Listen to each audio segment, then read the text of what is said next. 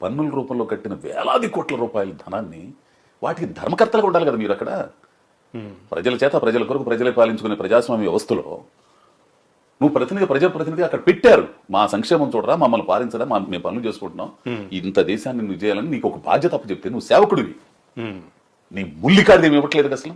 అవును, నువ్వు ఏది చేసినా జనం సొమ్మేగా. జనం సొమ్ముకి ధర్మకర్తగా ఉండాల్సిన వాడు నువ్వు దైవాంశ సంభూతుడుగా పైనుంచి ఊడిపడ్డోళ్ళగా నేను అది ఇచ్చాను ఇది ఇచ్చాను అంటాడు ఏంటాడు ప్రతివాడు. నాకు ఎప్పటికీ అర్థం కాదు. సొంత సొమ్ము ఇస్తున్నావా? రాజకీయాల్లో రాకముందు నీ ఆస్తి ఎంత, రాజకీయాల్లోకి వచ్చిన తర్వాత నీ ఆస్తులు ఎంత ఒకసారి లెక్క తీద్దాముంటే అసెంబ్లీ సాక్షిగా పార్లమెంట్ సాక్షిగా అంటే మార్పు వస్తుందని ఖచ్చితంగా వస్తుందబ్బా. రాకపోతే నాశనం ఏకనం. మార్పు అనేది గనక మనుషులు గనక మారకపోతే, ప్రజలు ఇది గమనించి మార్పులు గనక చేసుకోకపోతే, వాళ్ళ జీవితాలకు సంబంధించి ఆలోచించకపోతే మాత్రం చాలా ఇబ్బంది పడతారు. అది ఏ పార్టీ అన్నా కానీ.